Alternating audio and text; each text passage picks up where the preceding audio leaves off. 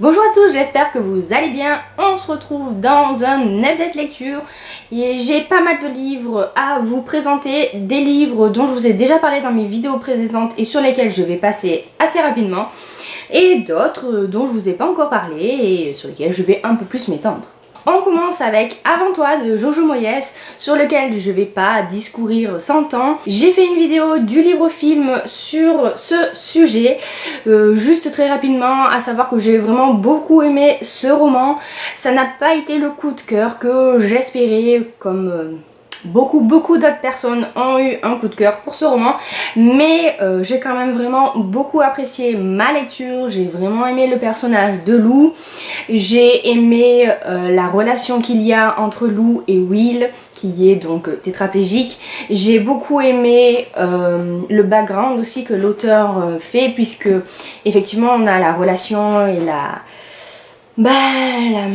l'histoire un peu d'amour quoi qui se crée entre Lou et Will, mais on a vraiment beaucoup de sujets qui sont abordés, forcément le handicap, la maladie, également le chômage, les relations de famille, les relations entre différentes classes sociales, et j'ai tout ça mis côte à côte. C'est vraiment les raisons pour lesquelles j'ai beaucoup apprécié ce roman.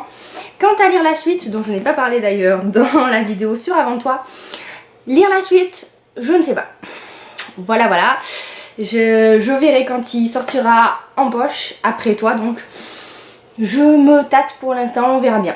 Et si vous voulez plus d'informations sur ce roman, je vous invite à aller voir ma vidéo du livre au film sur Avant toi de Jojo Moyes. On continue avec de la romance un peu plus classique, contemporaine. Il s'agit de Missing Dixie, le tome 3 de la série Neon Dreams de Casey Quinn, que j'ai bien aimé, qui termine la trilogie on va dire. Mais voilà, sans plus, ce troisième tome a été un petit peu pareil que le premier tome, c'est-à-dire que j'ai bien aimé, mais ça casse pas trois pattes à un canard. Pour moi, ça manque énormément d'originalité. C'est les personnages qu'on retrouve dans le premier tome. En fait, le premier tome est sur Dixie et Gavin. Le deuxième tome est sur Dallas, le frère de Dixie. Et le troisième tome revient sur le couple de héros du premier tome. Donc voilà, j'avais envie quand même de savoir ce qui allait advenir d'eux, de leur relation et surtout du groupe de musique, puisque ça parle d'un groupe musical qui essaye de percer. C'était une romance assez mignonne, mais ça manquait d'intensité, ça manquait un peu d'originalité, et je trouve que ça manquait un peu aussi de réels enjeux. La raison pour laquelle les personnages ne sont pas ensemble, je la trouve pas si difficile à vaincre que ça. Beaucoup de non-dits et ça m'a un petit peu énervé quoi, voilà. D'autant plus que j'ai pas réellement accroché avec le couple de héros.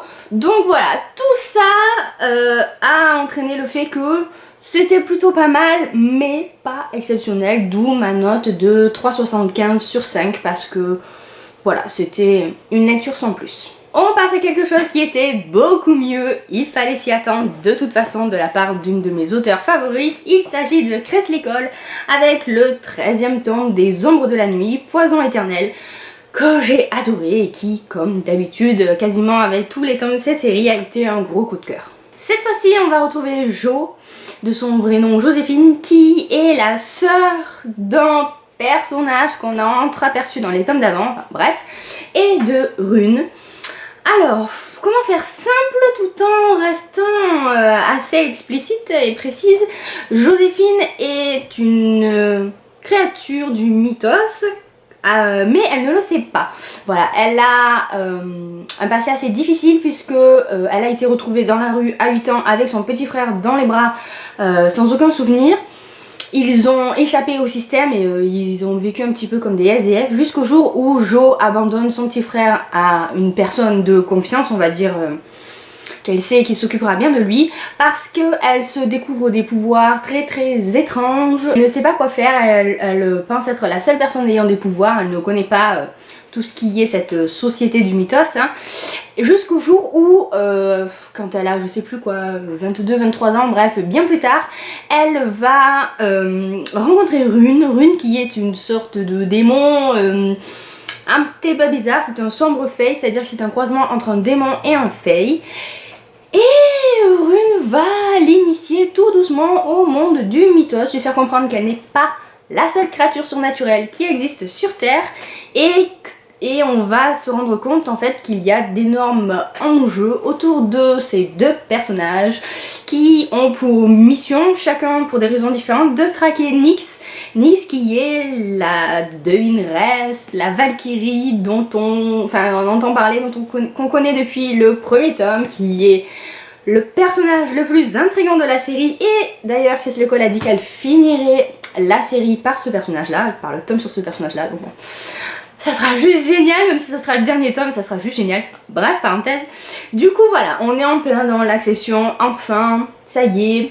On est en plein dans les intrigues en tout genre. Et au début, je vous avoue que avec tous les personnages qu'on connaît déjà, j'étais un petit peu désappointée. Je comprenais pas trop pourquoi Chris Lecole nous rajoutait deux personnages comme ça en plus qui sortaient de nulle part. Et au final, j'ai vraiment beaucoup apprécié ce roman. J'ai adoré le personnage de Joséphine. J'adore les héroïnes badass. Qu'est-ce que vous voulez? Moi, une héroïne qui se dit protectrice des prostituées et qui utilise ses pouvoirs pour défendre des personnes dans le besoin. Et voilà, j'ai vraiment beaucoup aimé Joséphine. J'ai bien aimé Rune. Au début, je pensais que ça allait pas coller vu la manière dont on le rencontre.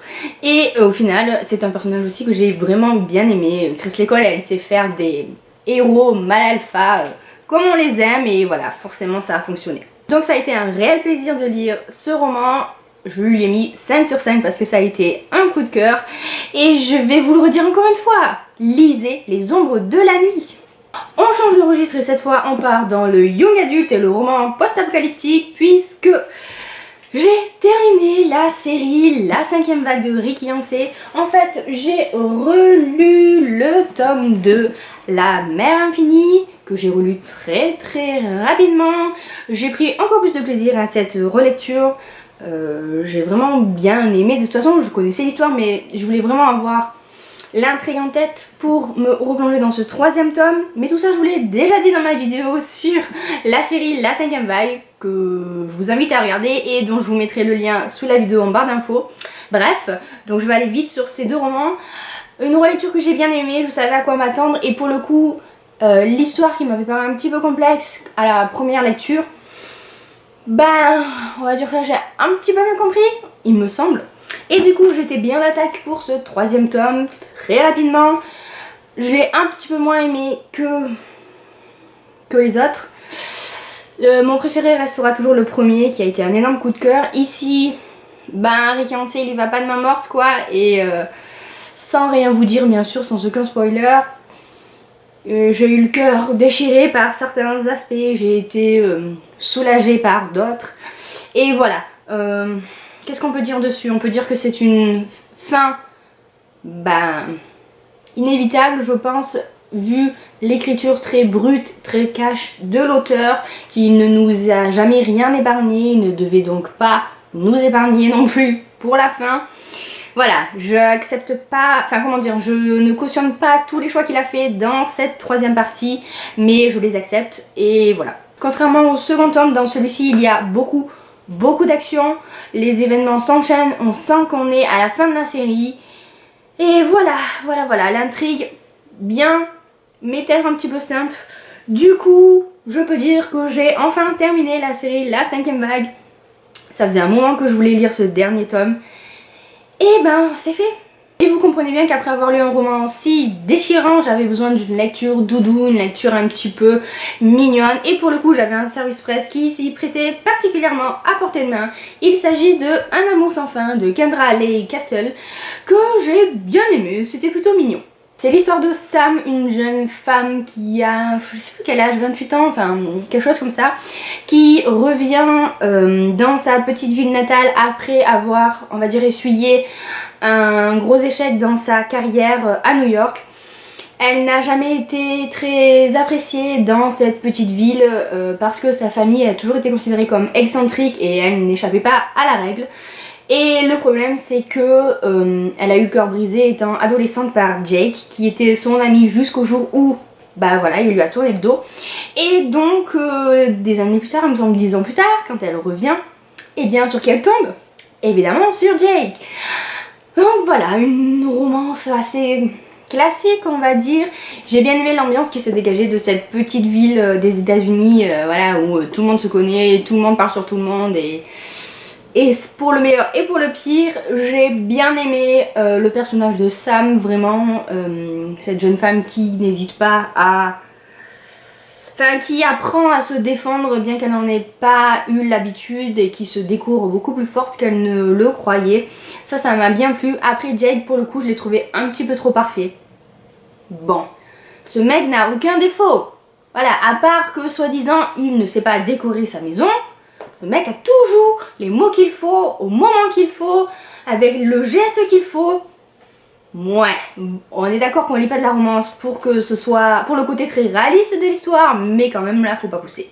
Mais c'est pas grave, on le savait, quand on lit ce genre de roman, voilà, on sait qu'on va avoir des personnages qui sont là, qui sont censés nous faire rêver, sauf que moi quand ils sont trop parfaits ça me fait pas rêver. Mais bref, je m'égare. Tout ça pour dire que c'était juste la lecture parfaite qu'il me fallait après La Dernière Étoile. J'ai bien aimé, c'était mignon mais sans plus. Voilà, ça se lit vite, ça se lit bien. Je serais pas contre que j'ai lu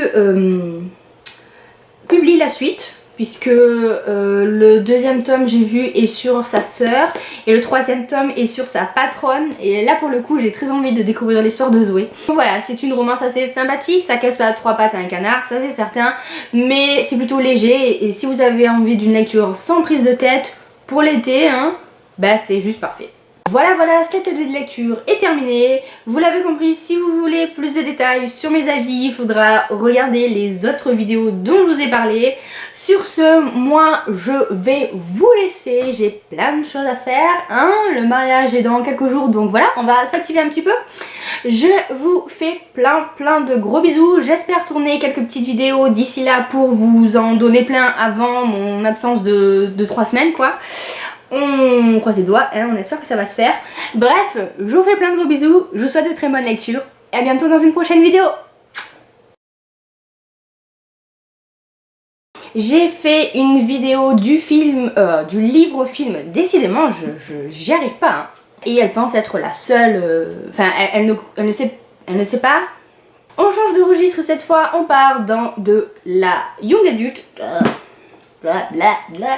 Contrairement au second tome, celui-ci, dans ce... C'est l'histoire de Sam. C'est des nouveaux noms. Si vous avez envie d'une... J'arrive plus là. Allez, on se motive, on a presque fini. Mais voilà, si vous avez envie d'une petite romance qui casse pas trois pattes à un canard, ça c'est sûr, mais qui vous fera passer un moment... Et ouais, les petits bébés sont en bas. Elles veulent pas être filmées, voilà. Il faut nous suivre sur les réseaux sociaux, là, vous les verrez peut-être.